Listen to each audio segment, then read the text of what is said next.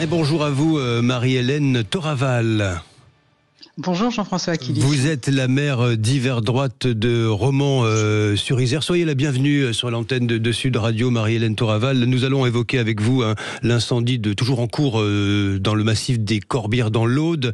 Mais tout d'abord, si vous le permettez, ça s'est passé à 1 heure de chez vous, en Isère. Vous êtes dans la Drôme, mais ça s'est passé en Isère, à Villeneuve-de-Marcq. L'agression du maire Gilles Dussault par un individu.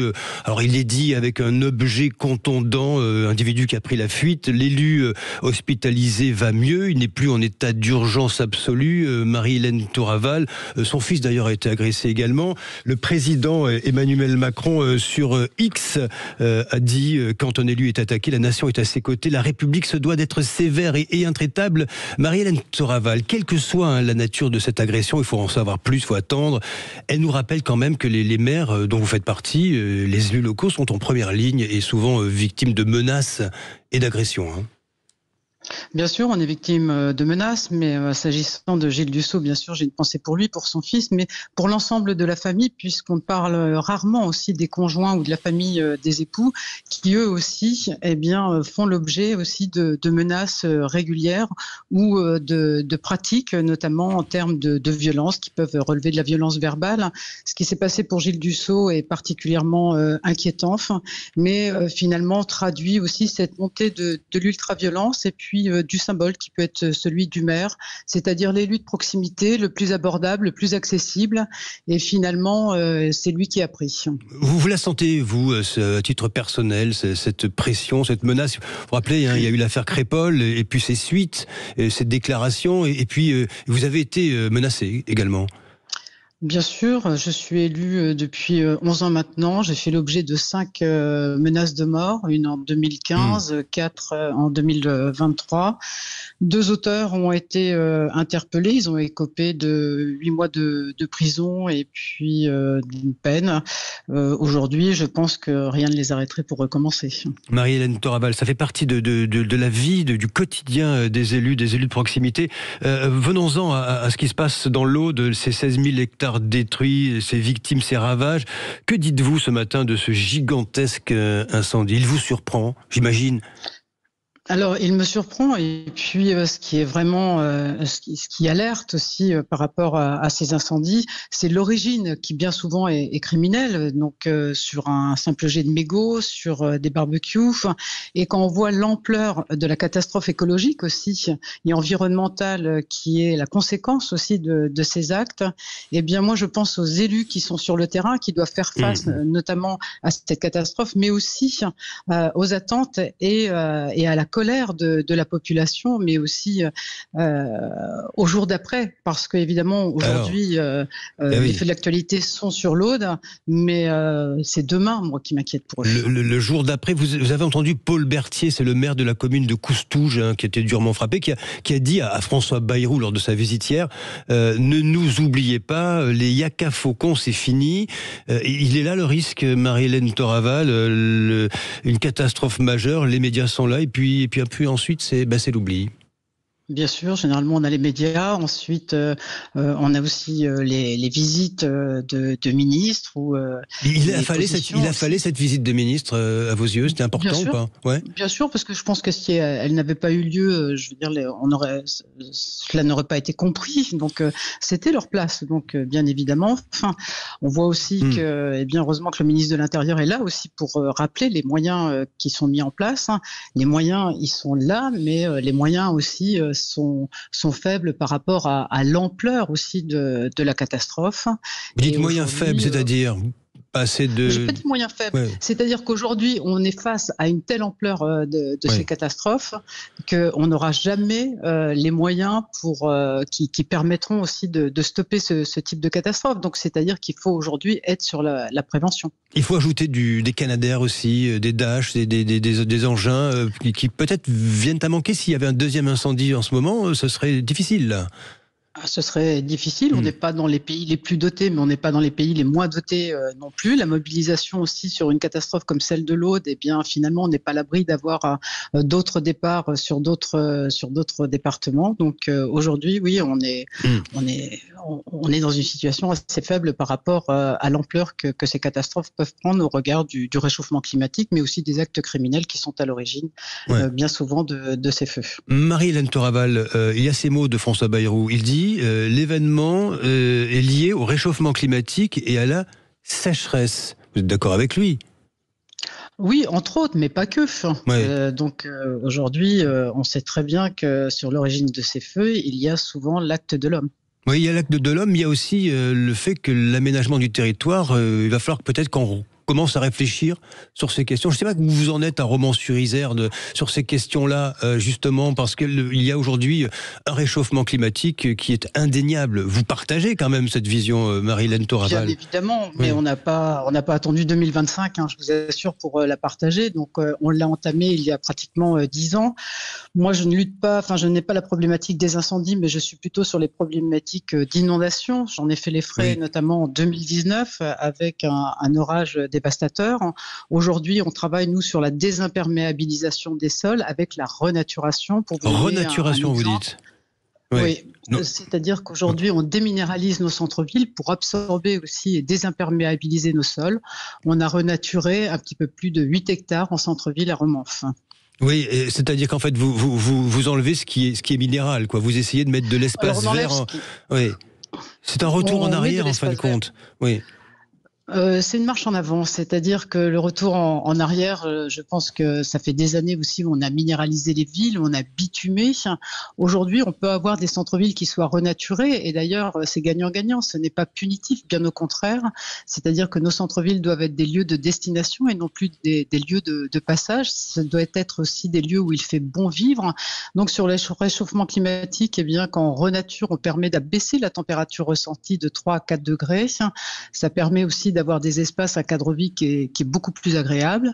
Et je peux vous dire aussi que les habitants s'en ressentent. Le prix de l'immobilier aussi, se voit aussi accrédité d'une montée quand on peut faire en sorte d'allier écologie, cadre de vie et bien-être. Marie-Hélène Toraval, est-ce qu'il n'y a pas une forme d'injonction contradictoire quand le Premier ministre explique en substance qu'il va falloir qu'on revoie l'aménagement du territoire? Il ne le dit pas avec ces mots-là, mais ça veut dire cette chose-là, et qu'en même temps, il nous réclame 43,8 milliards d'euros d'économies tout de suite.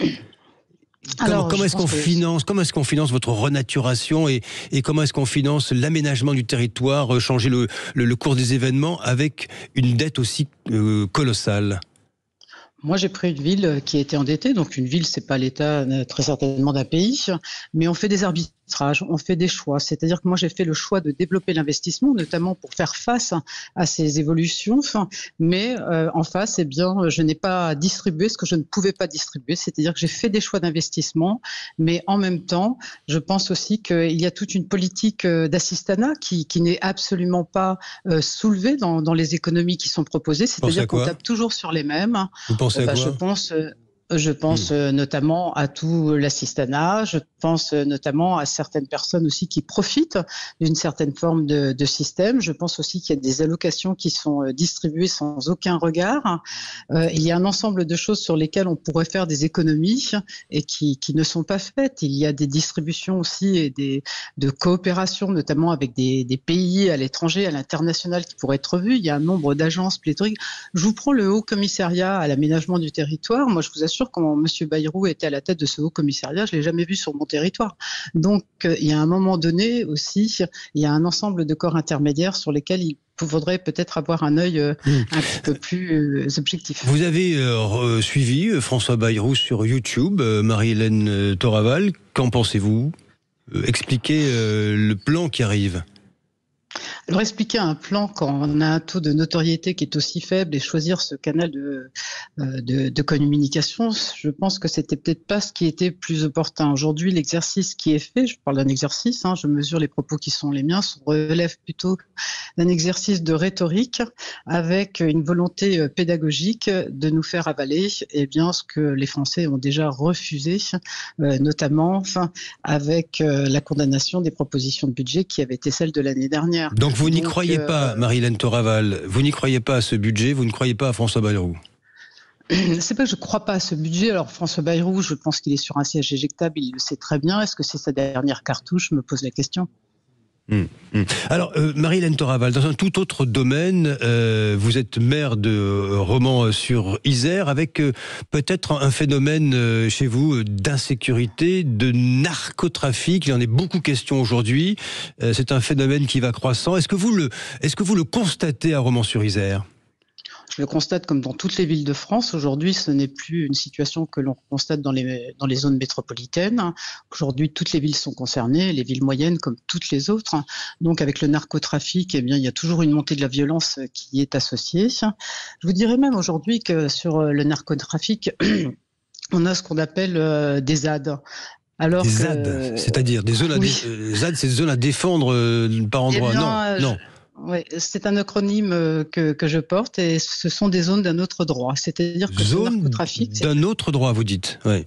Tout à fait. C'est-à-dire ce sont des zones dans lesquelles l'autorité n'est pas l'autorité qui est considérée au niveau républicain, mais une autorité qui est menée par les narcotrafiquants, c'est-à-dire sur tout un système organisationnel qui a une dimension économique, qui a une dimension aussi politique à l'intérieur des quartiers et le tout passe par celui qui maîtrise l'argent. Et l'argent passe par le narcotrafic. Et ça, vous le constatez chez vous, à Romans-sur-Isère. Vous avez un regard sur ce qui s'y passe réellement dans certains quartiers? Lesquels, au juste d'ailleurs? Je vois très bien. J'ai juste un quartier qui pose des difficultés. Je veux dire, je suis plutôt une petite ville avec un petit quartier qui a beaucoup fait parler de lui en 2023 avec Crépol et notamment l'assassinat de Thomas Perrotto. C'est le quartier de la Monnaie de mémoire. Tout à fait. Oui.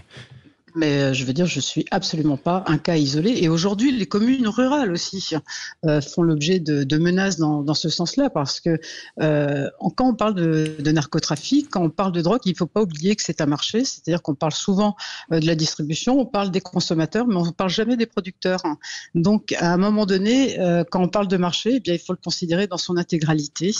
Et nous, on est, je veux dire, sur la fin de la chaîne, c'est-à-dire au moment où il y a cette forme de distribution et de consommation, mais cette consommation, elle est nationale et dans toutes les strates de la société. Et l'élu local, j'imagine, est fait forcément désarmé, démuni face à ces phénomènes qui sont devant votre porte finalement. C'est chez vous, quoi. Bien évidemment, vous avez tout à fait raison. Ça relève quand même du régalien, c'est-à-dire que c'est pas un maire avec sa police municipale qui va régler seuls les problèmes. C'est qu'aujourd'hui, les décisions, elles doivent venir de plus haut.